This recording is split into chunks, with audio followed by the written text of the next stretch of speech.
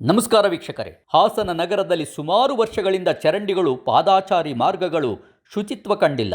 ಇಲ್ಲಿನ ನಿವಾಸಿಗಳಿಗೆ ಚರಂಡಿ ತುಂಬಿಕೊಂಡು ತ್ಯಾಜ್ಯದ ನೀರು, ಕಸ ಕಡ್ಡಿಗಳಿಂದ ಸಂಗ್ರಹವಾಗುವ ಗಟಾರುಗಳಿಂದ ಹೊರಬರುತ್ತಿರುವ ದುರ್ವಾಸನೆಯಿಂದ ಈ ಭಾಗದ ಜನರು ಮೂಗು ಮುಚ್ಚಿಕೊಂಡು ಹೋಗುವ ವಾತಾವರಣ ನಿರ್ಮಾಣವಾಗಿದೆ. ಪಾಲಿಕೆಯ ಯಾವ ಅಧಿಕಾರಿಗಳು ಇತ್ತ ಕಡೆ ಗಮನ ಹರಿಸುತ್ತಿಲ್ಲವೆಂದು ಅಲ್ಲಿನ ನಿವಾಸಿಗಳು ಹಿಡಿಶಾಪ ಹಾಕುತ್ತಿದ್ದಾರೆ. ತೆರಿಗೆಯನ್ನು ಮಾತ್ರ ಸರಿಯಾದ ಕಾಲಕಾಲಕ್ಕೆ ಕಟ್ಟಿಸಿಕೊಳ್ಳುತ್ತಿದ್ದಾರೆ. ಆದರೆ ಸರ್ಕಾರದ ಸೌಲಭ್ಯಗಳನ್ನು ಜನರಿಗೆ ನೀಡುತ್ತಿಲ್ಲಬೇಕೆ ಎಂದು ಪ್ರಶ್ನೆ ಮಾಡುತ್ತಾರೆ. ರೈಲು ನಿಲ್ದಾಣ, ಬಸ್ ನಿಲ್ದಾಣ, ಶಾಲಾ ಕಾಲೇಜು ಆವರಣ, ಕೆರೆಗಳ ಅಕ್ಕಪಕ್ಕದ ಜಾಗಗಳನ್ನು ಶುಚಿತ್ವದಿಂದ ಕಾಪಾಡಿಕೊಳ್ಳುವುದು ಮತ್ತು ಹಾಸನ ನಗರದಲ್ಲಿರುವ ಎಲ್ಲ ಹೊಸ ಬಡಾವಣೆಗಳಲ್ಲಿ, ಅಂದರೆ ಖಾಲಿ ನಿವೇಶನಕ್ಕೆ ಸಂಬಂಧಪಟ್ಟಂತೆ ಅಲ್ಲಿನ ಸ್ಥಳೀಯ ನಿವಾಸಿಗಳು ಗಮನಹರಿಸಿ ಕಡ್ಡಾಯವಾಗಿ ಖಾಲಿ ನಿವೇಶನಗಳನ್ನು ಸ್ವಚ್ಛತೆ ಮಾಡದೆ ಹೋದರೆ ಪಾಲಿಕೆಯವರು ದಂಡ ಹಾಕುವ ವ್ಯವಸ್ಥೆ ರೂಪಿಸಿದರೆ ಒಳ್ಳೆಯದು. ಇದರಿಂದ ಪಾಲಿಕೆಗೆ ಆದಾಯವೂ ಬರುತ್ತದೆ ಮತ್ತು ಸ್ವಚ್ಛತೆಯೂ ಆಗುತ್ತದೆ. ಪಾದಾಚಾರಿ ಒತ್ತುವರಿ ಮಾಡಿದರೆ ಅದನ್ನು ತಕ್ಷಣ ತೆರವು ಮಾಡ್ತೀರಾ? ಅದೇ ರೀತಿ ರಸ್ತೆ ಪಕ್ಕ ಇರುವ ಕಸವನ್ನು ಯಾಕೆ ನೀವು ತೆರವು ಮಾಡುವುದಿಲ್ಲ? ಇದು ಕಾನೂನಿನಲ್ಲಿ ಇಲ್ಲವೇ? ಜನರು ತೆರಿಗೆ ಕಟ್ಟುವುದಿಲ್ಲವೇ? ನಮ್ಮ ನಗರದ ನಿವಾಸಿಗಳು ವಿದೇಶಕ್ಕೆ ಪ್ರವಾಸಕ್ಕೆ ಹೋಗಿ ಬಂದು ಅವರವರ ಅನಿಸಿಕೆಗಳನ್ನು ಪಾರ್ಕ್ಗಳಲ್ಲಿ, ಹೋಟೆಲ್ಗಳಲ್ಲಿ ಗುಂಪಾಗಿ ಸೇರಿಕೊಂಡು ಮಾತನಾಡ್ತಾ, ನಾನು ಮಲೇಷ್ಯಾ, ಸಿಂಗಾಪುರ್, ಥೈಲ್ಯಾಂಡ್ಗೆ ಹೋಗಿ ಬಂದೆ, ಆ ನಗರಗಳಲ್ಲಿ ಉಗುಳಿದರೆ ದಂಡ ಹಾಕ್ತಾರೆ, ರಸ್ತೆಗಳಲ್ಲಿ ಒಂದು ಚೂರು ಕಸ ಕಾಣುವುದಿಲ್ಲ ಎಂದೆಲ್ಲ ಮಾತನಾಡ್ತಾ ಇರ್ತಾರೆ. ಆದರೆ ಅಂಥವರೇ ಮನೆಗಳ ತ್ಯಾಜ್ಯವನ್ನು ಬೇರ್ಪಡಿಸದೆ ಕಸ ಎಲ್ಲೆಂದರಲ್ಲಿ ಹಾಕುತ್ತಿರುತ್ತಾರೆ. ಆ ದೇಶಗಳಲ್ಲಿರುವ ನಗರಗಳ ಸೌಂದರ್ಯದಂತೆಯೇ ನಮ್ಮ ದೇಶದ ನಗರಗಳ ಸೌಂದರ್ಯವನ್ನು ಕಾಪಾಡಿಕೊಳ್ಳುವುದು ನಮ್ಮೆಲ್ಲರ ಜವಾಬ್ದಾರಿ ಮತ್ತು ಕರ್ತವ್ಯವಾಗಿರುತ್ತದೆ. ಪ್ರತಿಯೊಂದು ಸಂಘ ಸಂಸ್ಥೆಯವರು, ಸರ್ಕಾರಿ ನೌಕರರು, ವ್ಯಾಪಾರ ಮಾಡುವವರು, ವಿದ್ಯಾರ್ಥಿಗಳು, ಕಾರ್ಮಿಕರು, ಮಹಿಳೆಯರು, ಬೀದಿ ಬದಿ ವ್ಯಾಪಾರಿಗಳು, ಆಸ್ಪತ್ರೆಯವರು, ಕಲ್ಯಾಣ ಮಂಟಪದವರು ಎಲ್ಲರೂ ಶುಚಿತ್ವಕ್ಕೆ ಆದ್ಯತೆ ಕೊಟ್ಟರೆ ನಗರದ ಸೌಂದರ್ಯದ ಜೊತೆಗೆ ಆರೋಗ್ಯವಂತರಾಗಿ ಬಾಳಬಹುದು ಎಂಬುದೇ. ಇದು ಕೂಡ ವುಮನ್ಸ್ ಆ್ಯಂಡ್ ಚಿಲ್ಡ್ರನ್ ಹಾಸ್ಪಿಟಲ್, ಅದರ ಮುಂಭಾಗದಲ್ಲಿ ಕಾಣ್ತಾ ಇರುವ ದೃಶ್ಯಗಳು. ಮಳೆ ಬಂದು ಇನ್ನೂ ಒಂದು ಮಳೆ ಸಣ್ಣದಾಗಿ ಬಂದಿರೋದಷ್ಟೇ. ಇನ್ನೂ ದೊಡ್ಡ ಮಳೆ ಬಂದರೆ ಯಾವ ರೀತಿ ಆಗ್ಬೋದು ಅಂತ ನೀವೇ ಯೋಚನೆ ಮಾಡಿ. ಈ ಮಣ್ಣು ಅಗ್ದಿದ್ದಾರೆ, ಇದು ಚರಂಡಿ ನೀರು ನಿಂತಿದೆ, ಎಲ್ಲ ಒಂದು ಕಲುಷಿತ ವಾತಾವರಣ. ಇಲ್ಲೇ ದಿನನಿತ್ಯ ಸಾವಿರಾರು ರೋಗಿಗಳು ಬಂದು ಬೇರೆ ಇಲ್ಲಿ ಚಿಕಿತ್ಸೆ ಪಡೀತಾರೆ. ಇಂಥ ಜಾಗದಲ್ಲೇ ಶುಚಿತ್ವ ಇಲ್ಲ ಅಂದರೆ ನಗರ ಪಾಲಿಕೆ ಅಧಿಕಾರಿಗಳು ತಾನೇ ಏನು ಮಾಡ್ತಾ ಇದ್ದಾರೆ ಕೂತ್ಕೊಂಡು ಅನ್ನೋದು ಯಕ್ಷ ಪ್ರಶ್ನೆ. ಇದು ನಗರದ ಅಬ್ದುಲ್ ಕಲಾಂ ರಸ್ತೆ, 80 ಅಡಿ ಮುಖ್ಯ ರಸ್ತೆಯಲ್ಲಿ ಬಿದ್ದಿರುವ ಗುಂಡಿಗಳು. ಇದಕ್ಕೆ ಯಾವ ರೀತಿ ಮಾಡಿದ್ದಾರೆ ನೋಡಿ.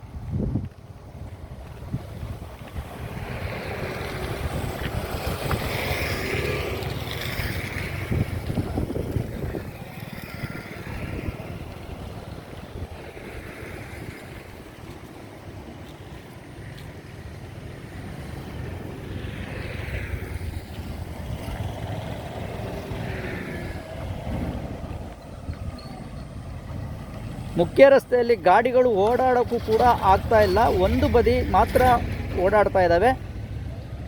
ಇದು ರಾತ್ರಿ ಹೊತ್ತು ಏನಾದರೂ ವಯಸ್ಸಾದವರು, ವೃದ್ಧರು, ಅಶಕ್ತರು ಬಂದರೆ ಇಲ್ಲಿ ಬಿದ್ದು ಸಾಯೋದು ಗ್ಯಾರಂಟಿ. ಆ ರೇಂಜಿಗೆ ಈ ರಸ್ತೆ ಕಾಣ್ತಾ ಇದೆ. ಇದಕ್ಕೆ ಅಧಿಕಾರಿಗಳು ನಿರ್ಲಕ್ಷ್ಯ ಧೋರಣೆ ತಾಳ್ತಾ ಇದ್ದಾರೆ. ಯಾರೂ ಕೂಡ ಇತ್ತ ಗಮನ ಹರಿಸ್ತಾ ಇಲ್ಲ.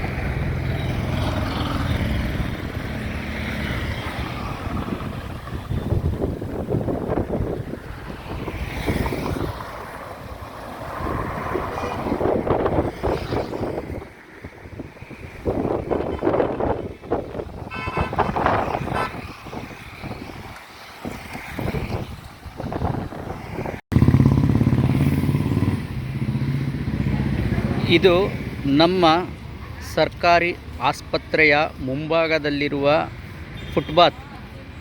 ಇದು ನಗರದ ಮಧ್ಯಭಾಗದಲ್ಲಿದೆ. ನೋಡಿ ಯಾವ ರೀತಿ ಮಳೆ ಬಂದು ಪಾದಾಚಾರಿಗಳು ಓಡಾಡದೇ ಇರೋ ಪರಿಸ್ಥಿತಿ ನಿರ್ಮಾಣ ಆಗಿದೆ. ಇದ್ರ ಬಗ್ಗೆ ಯಾವ ಅಧಿಕಾರಿಗಳು ಕೂಡ ಗಮನ ಹರಿಸಲ್ಲ, ನಿರ್ಲಕ್ಷ್ಯ ಧೋರಣೆ. ಮತ್ತು ಇಲ್ಲಿ ಅಪಘಾತ ಆದಾಗ ಇಲ್ಲೇ ಹಾಸ್ಪಿಟ್ಲು ಬೇರೆ ಇದೆ, ಯಾರೂ ಕೂಡ ಧ್ವನಿ ಎತ್ತುತ್ತಾ ಇಲ್ಲ. ದಿನನಿತ್ಯ ಸಾವಿರಾರು ಜನ ರೋಗಿಗಳು, ಆಸ್ಪತ್ರೆಗೆ ಬರೋರು, ಡಾಕ್ಟ್ರುಗಳು ಮತ್ತು ನರ್ಸ್ಗಳು ಎಲ್ಲ ಇದೇ ರೋಡಲ್ಲಿ ಓಡಾಡೋದ್ರಿಂದ ನೋಡಿ ಯಾವ ರೀತಿ ತುಂಬ ಗಲೀಜಾಗಿದೆ ಅನ್ನೋದನ್ನು ನಮ್ಮ ವಿಶ್ವಪಥ ಟಿ ವಿ ವರದಿ ಮಾಡೋಕ್ಕೆ ಬಂದಾಗ ಕಂಡು ಬಂದ ದೃಶ್ಯಗಳಿವು. ಮತ್ತು ಬ್ಯಾರಿಕೇಡ್ರು ಹಾಕಿಲ್ಲ ಫುಟ್ಪಾತಿಗೆ, ಯಾವುದೋ ಮರದ ಕೊಂಬೆಗಳನ್ನ ಸಿಗಾಕ್ಸಿ ಆ ಫುಟ್ಪಾತ್ ಥರ ಮಾಡಿದ್ದಾರೆ. ಓಡಾಡೋಕ್ಕೂ ಕೂಡ ಆಗದೇ ಇರೋ ಪರಿಸ್ಥಿತಿ ನಿರ್ಮಾಣ ಆಗಿದೆ. ಅಲ್ಲಲ್ಲಿ ಕಲ್ಲುಗಳನ್ನಿಟ್ಟಿದ್ದಾರೆ. ಇದು ನಮ್ಮ ಹಾಸನ ವೈದ್ಯಕೀಯ ವಿಜ್ಞಾನ ಸಂಸ್ಥೆಗಳ ಮುಂಭಾಗದಲ್ಲಿರುವ ಚಿತ್ರಣ.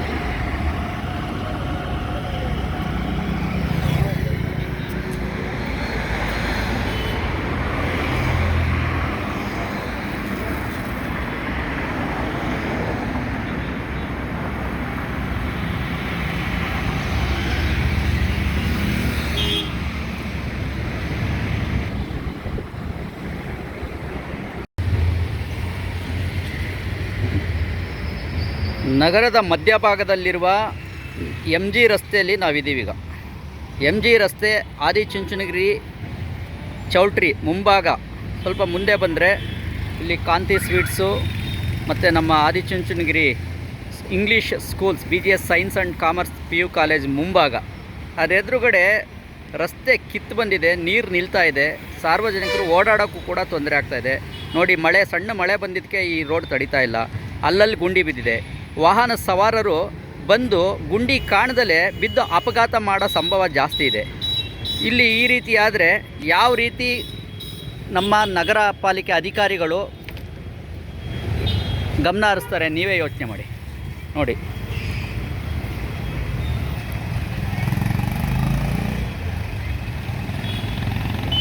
ಇದು ಬಸ್ ತಂಗುದಾಣದ ಹತ್ರ. ಬಸ್ಸು ತಂಗುದಾಣಕ್ಕೆ ಒಳಗಡೆ ಹೋಗಿ ನಿಲ್ಲೋಕ್ಕೂ ಕೂಡ ಆಗದೇ ಇರೋ ಪರಿಸ್ಥಿತಿ ನಿರ್ಮಾಣ ಆಗಿದೆ. ಇಲ್ಲಿ ನೋಡಿ ಸರಿಯಾಗಿ ಒಂದು ಚೂರು ಚೈನ್ ಲಿಂಕ್ ಹಾಕಿ ಮರಳಾಕಿ ಅಲ್ಲಿ ಕಟ್ಟಿಗೆ ನೀರು ನಿಲ್ದ ರೀತಿ ಮಾಡಿದ್ರೆ ಸಾರ್ವಜನಿಕರು ಕೂಡ ನಿಂತ್ಕೊಂಡು ಅಲ್ಲಿ ಒಳಗಡೆ ಹೋಗ್ಬೋದು. ನೋಡಿ ಇದು ಹಂಪು, ಈ ಹಂಪು ಮುಂಭಾಗ ನೋಡಿ ಕಾರ್ ಹೋಗ್ತಾ ಇದೆ. ನೋಡಿ ಯಾವ ರೀತಿ ಆಗಿದೆ ಅಂತ. ಕೆರೆ ಥರ ಕಾಣ್ತಾ ಇದೆ, ಸಣ್ಣ ಕೆರೆ ಥರ. ಈ ರೀತಿ ಕಂಡ್ರೆ ವಾಹನ ಸವಾರರು ಕೂಡ ಯಾವ ರೀತಿ ಹೋಗ್ಬೋದು ನೀವೇ ಯೋಚನೆ ಮಾಡಿ. ಇದು ನಗರದ ಮಧ್ಯಭಾಗದಲ್ಲಿರುವ ಒಂದು ಪರಿಸ್ಥಿತಿ. ಅಂದರೆ ನಗರದ ಹೊರವಲಯದಲ್ಲಿ ಇನ್ನೆಷ್ಟು ಗುಂಡಿಗಳಿರ್ಬೋದು.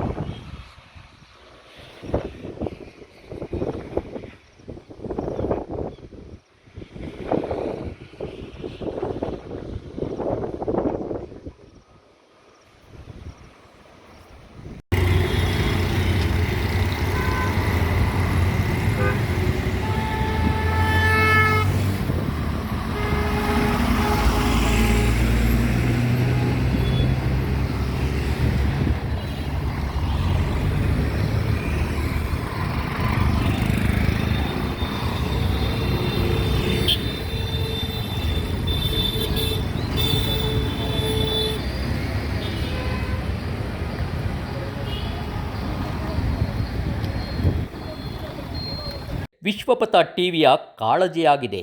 ವಿಶ್ವಪಥ ಟಿವಿಯಿಂದ ನಿಮ್ಮ ಪ್ರೀತಿಯ ಬಾಲರಾಜ್. ವಿಶ್ವಪಥ ಟಿವಿಯನ್ನು ಸಬ್ಸ್ಕ್ರೈಬ್ ಮಾಡಿ, ಶೇರ್ ಮಾಡಿ, ಲೈಕ್ ಮಾಡಿ.